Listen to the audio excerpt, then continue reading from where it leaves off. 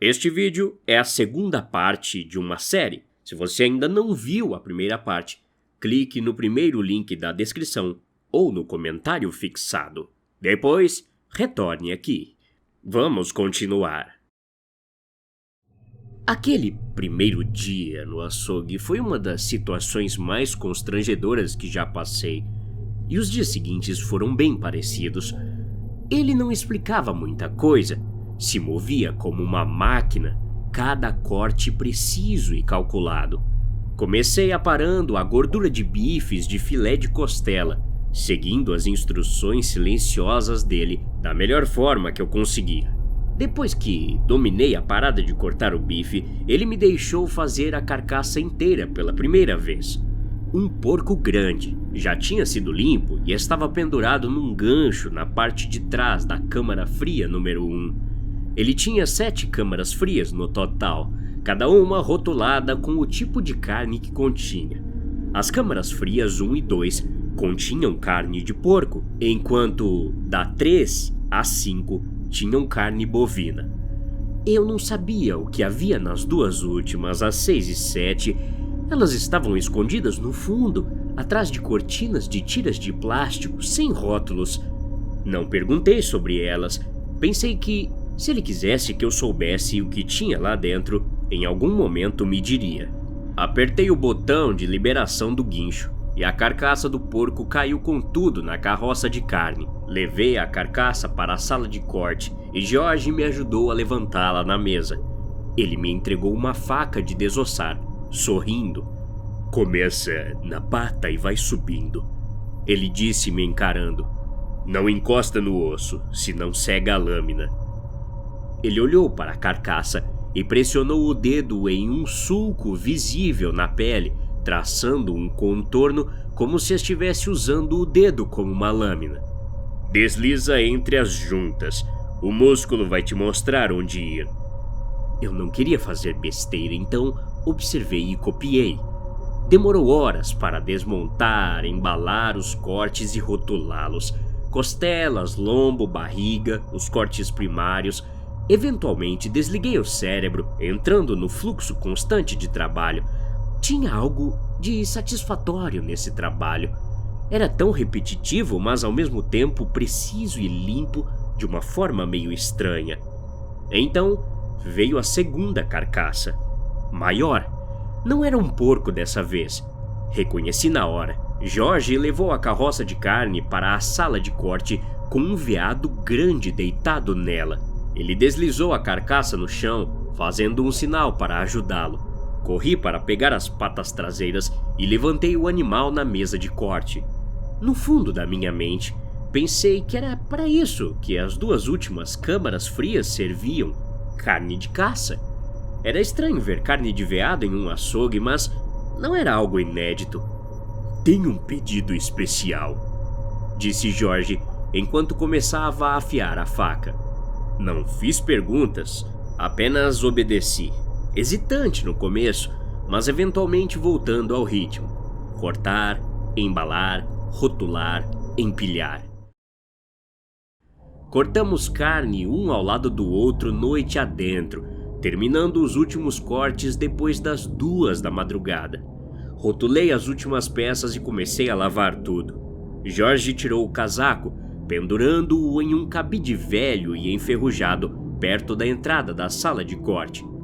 Limpa o resto das bandejas e borrifa as mesas, ele disse, enxugando os braços com um pano. Depois disso, pode ir para casa. Jorge fez uma pausa por um momento, antes de olhar para mim. Mandou bem hoje, garoto, ele disse, sorrindo levemente. Tenho que admitir, não achei que você ia aguentar, mas me impressionou muito. Ele jogou o pano em uma lixeira velha e suja perto do cabide e empurrou as cortinas de tiras de plástico para o lado, saindo da sala de corte e indo em direção ao balcão da frente. Rapidamente, concentrei minha atenção nas bandejas de carne, tentando limpá-las o mais rápido possível para poder ir para casa naquela noite. A última bandeja fez barulho quando a coloquei no escorredor. Peguei a mangueira e borrifei as mesas de corte, jogando fora o sangue junto com pedaços de gordura e ossos grudados no metal. A água avermelhada girou em direção ao ralo enferrujado no chão, lentamente entrando em um fluxo grumoso de detritos. Embora não restasse nada, o cheiro de carne crua permaneceu no ar, espesso e pesado. Não importa quanta água e sabão eu usasse, o cheiro permanecia. Quando estava prestes a desligar a mangueira, ouvi um baque ecoando de algum lugar dentro de uma das câmaras frias. Não foi alto, mas o suficiente para me fazer parar o que eu estava fazendo. Fiz uma pausa, desligando a água para ouvir com atenção. O silêncio inundou a sala novamente, com o único som audível sendo o zumbido das luzes fluorescentes acima de mim. Minha curiosidade me dominou. Pensei que provavelmente era George empilhando algumas caixas ou verificando o estoque, mas algo no fundo da minha mente me dizia para olhar. Jorge? Eu chamei, enxugando as mãos no meu avental. Não houve resposta. Entrei no corredor. O frio imediatamente mordeu minha pele úmida. Meus olhos imediatamente se voltaram para as cortinas que escondiam as câmaras frias 6 e 7. Rápido, mas cuidadoso, fui descendo o corredor. Empurrando a cortina, dei de cara com as portas de metal das duas últimas câmaras frias. Elas eram grossas, reforçadas com algo além do isolamento normal. Eu realmente não tinha prestado atenção antes, mas agora, enquanto estava na frente delas, pude ver arranhões profundos ao redor da maçaneta da câmara fria 7. Eram fracos, mal aparecendo através do aço inoxidável brilhante, mas estavam lá. Estendi a mão, quase pronto para girar a maçaneta, quando uma voz cortou o ar frio atrás de mim. Não entre! Virei rápido, quase escorregando no chão molhado. Jorge estava do outro lado da cortina, segurando-a de lado com uma mão, seu rosto meio iluminado pela lâmpada suspensa, encobrindo seus olhos em mistério. Sua voz era calma, mas algo na forma como ele estava ali fez meu cabelo se arrepiar. Jorge esperou parado sob a luz, com a outra mão atrás das costas, como se estivesse escondendo algo. Desculpa, gaguejei recuando. Achei que tinha ouvido alguma coisa aqui. Ele me encarou por um tempo desconfortável. Depois falou. Às vezes, as câmaras frias rangem, canos batem. Esse lugar é velho, você vai se acostumar. Ele gesticulou para a frente da loja em seguida. Vá para casa, descanse um pouco. Temos muitos pedidos amanhã.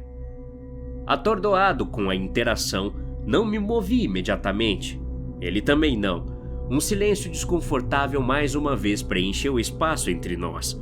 Depois do que pareceu uma eternidade, ele falou, cortando a tensão.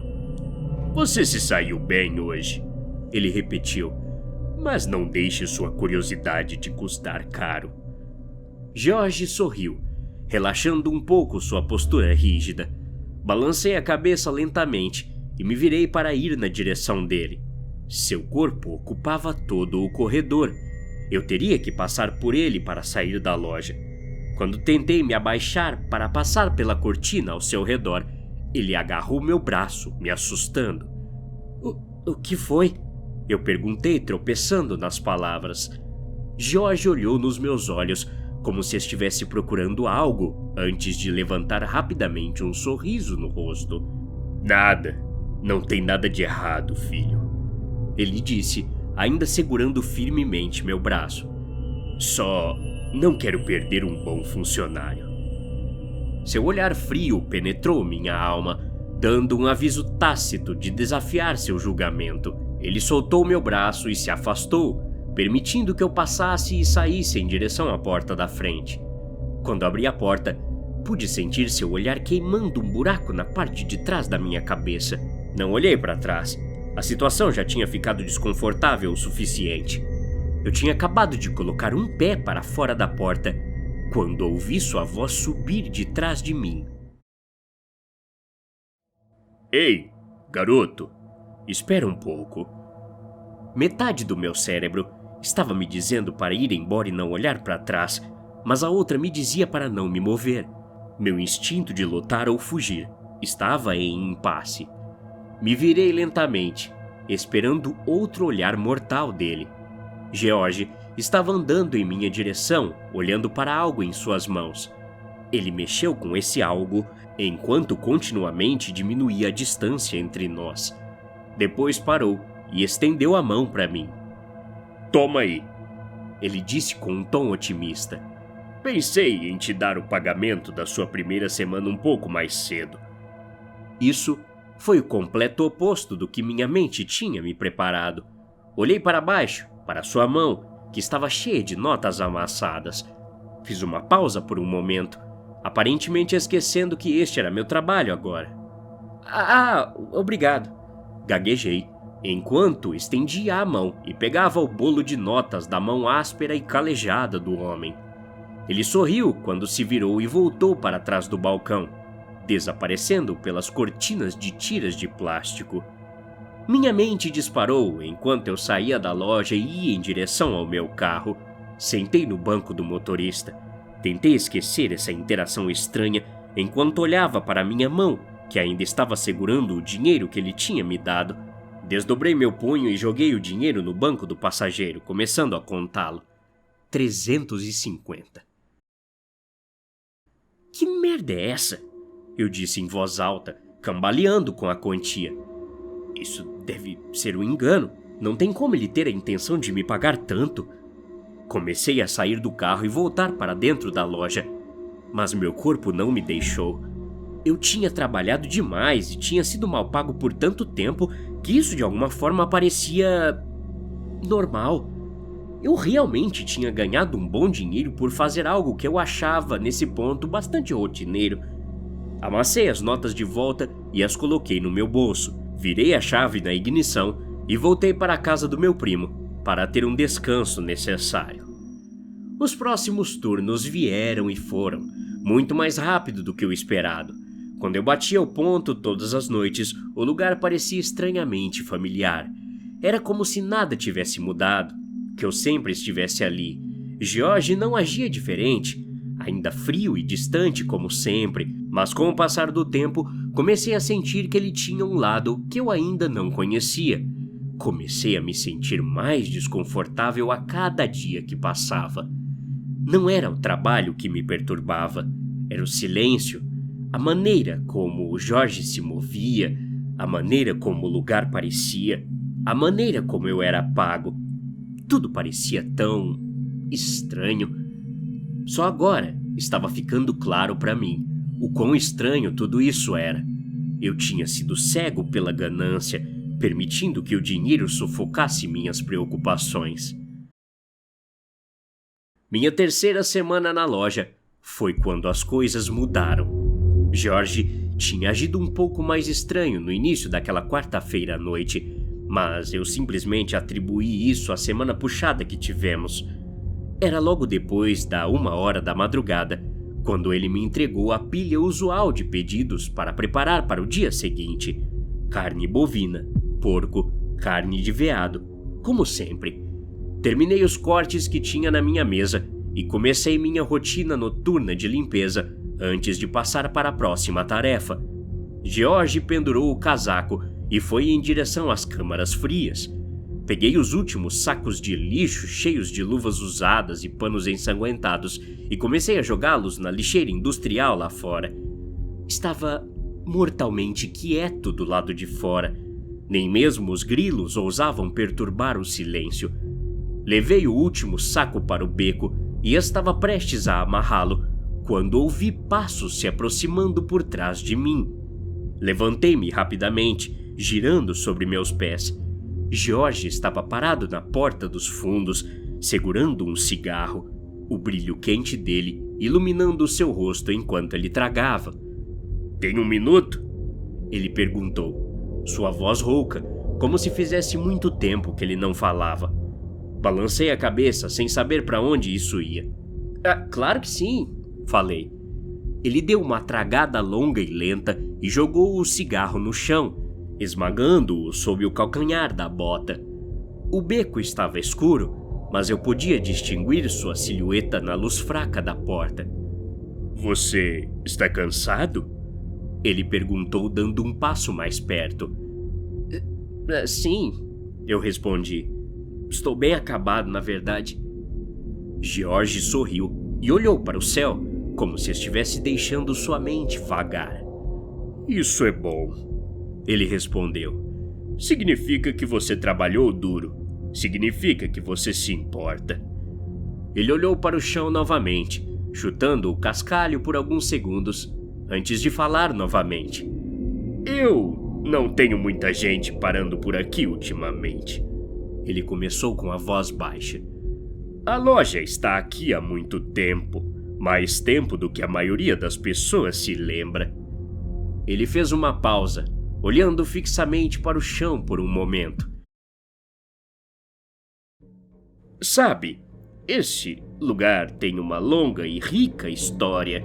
As pessoas costumavam dirigir quilômetros para conseguir carne aqui. Costumava ter fila na porta. Eu não disse nada. O que eu poderia dizer? Ele parecia estar falando sozinho, em voz alta, desabafando, sei lá, e eu não ia interromper seu desabafo. Jorge enxugou as mãos no avental, depois esfregou o pescoço como se estivesse tentando aliviar a tensão. Os tempos mudam, ele continuou, seu tom mudando para algo mais reflexivo. As pessoas querem só carne do supermercado agora. Elas querem conveniência, ninguém vai mais ao açougue. Afinal, no mercado tem tudo e mais um pouco. Ele virou os olhos para mim. Eu mal conseguia distinguir seu rosto na penumbra.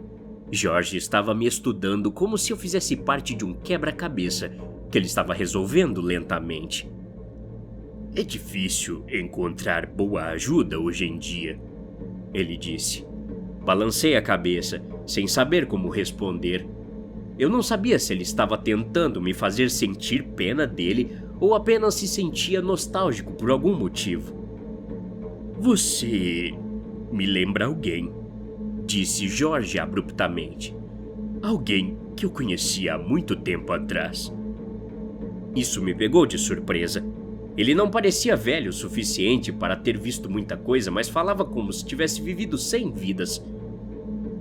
Quem que eu te lembro? Perguntei, antes que eu mesmo pudesse me impedir. Ele sorriu, mas não de uma forma calorosa. Era o tipo de sorriso que você vê em fotos antigas de pessoas que viram coisas demais. Me lembra uma pessoa que entendia esse trabalho, que não tinha medo da bagunça ou do que significa ficar sujo, ele disse. Seus olhos se estreitaram, como se estivesse esperando minha reação. A maioria das pessoas não entende, sabe? Mas você é diferente. Sua voz caiu e o peso de suas palavras se instalou sobre mim, serpenteando meus ombros. Eu queria rir, mas algo em seu olhar tornou impossível. O que você quer dizer com isso? Perguntei. Por um momento, houve uma estranha tensão entre nós. Não era o calor do verão e muito menos a hora tardia. Era o olhar em seus olhos. O tipo que você recebe de alguém que sabe algo que você não sabe. Jorge se aproximou, suas botas raspando contra o cascalho. Alguns trabalhos vêm com um preço, garoto. Algumas coisas você não pode desfazer. Ele riu, mas não parecia que estava brincando. O mundo não se importa com sangue derramado, desde que os cortes estejam certos. Eu não conseguia falar. Sentia que tinha entrado em uma conversa que eu não deveria ouvir. Tudo dentro de mim estava em pânico, pensando que ele poderia estar tendo um flashback estranho ou algo assim. De repente, sua voz disparou pela escuridão, libertando-me da minha espiral de preocupação. Agora entre. Ainda temos trabalho a fazer, ele disse, sua voz voltando aos negócios. Está tarde e não podemos deixar essa bagunça para trás. Fiquei ali por um momento, enquanto ele se virava e voltava para a loja. Minha mente zumbia com tudo o que ele acabara de dizer. Balancei a cabeça. forçando-me a voltar ao modo de trabalho, e joguei a última sacola na lixeira antes de entrar rapidamente. Pelo resto do meu turno, tentei me livrar da sensação de que eu tinha recebido um aviso que eu não estava totalmente preparado para ouvir ou muito menos entendido. Os dias seguintes foram iguais. Eu tinha começado a me acostumar com o ritmo do trabalho, embora ainda fosse difícil ignorar a crescente sensação de algo errado no ar. O homem não falava muito, mas não precisava. Ele estava sempre observando, afiado e vigilante. Seu movimento nunca vacilava, dando credibilidade ao seu padrão semelhante a uma máquina. Era algo mecânico, como se ele tivesse feito isso a vida toda e não tivesse interesse em mais nada. De vez em quando, eu via ou ouvia algo que não fazia muito sentido. As marcas na porta de metal das câmaras frias sempre pairavam no fundo da minha mente, e, no entanto, eu sempre conseguia esquecer. A maneira como Jorge ficava tão quieto e tão silencioso se eu mencionasse as câmaras frias era o que mais me chamava a atenção. Eu não podia simplesmente esquecer. Comecei a ficar paranoico, me perguntando se eu estava apenas imaginando coisas. Pensei que talvez eu ainda estivesse me acostumando com o lugar. Foi só quando comecei a encontrar coisas estranhas escondidas por toda a loja que não consegui mais esconder minha preocupação. Encontrei uma faca de açougueiro velha atrás do balcão, que não era como as outras. Esta tinha uma cor estranha, quase como ferrugem, mas mais escura. A borda era lisa, mas irregular, como se tivesse sido afiada inúmeras vezes. Tinha desenhos ornamentados que cobriam o cabo vermelho carmesim, como se tivessem sido esculpidos à mão. Palavras estranhas foram gravadas na extremidade do cabo. Eu não conseguia reconhecê-las, mas parecia ser em latim. A inscrição dizia Memento Mori. Eu não tinha ideia do porquê, mas toda vez que olhava para aquela faca, um arrepio percorria meu corpo. Disse a mim mesmo que estava apenas pensando demais. Deslizei a faca de volta para sua gaveta e a deixei em paz, tentando esquecer que eu já tinha a visto.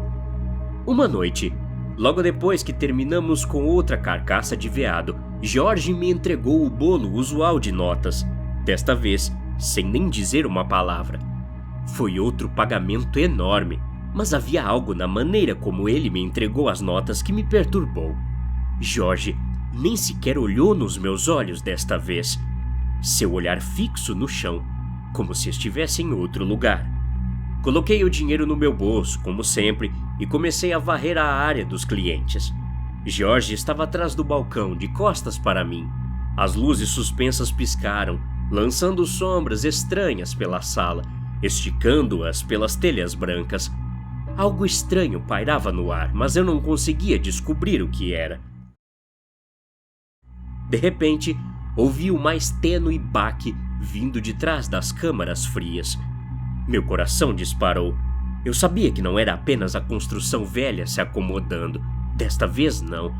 Peguei um pano e limpei minhas mãos, tentando manter a calma como se não tivesse ouvido nada.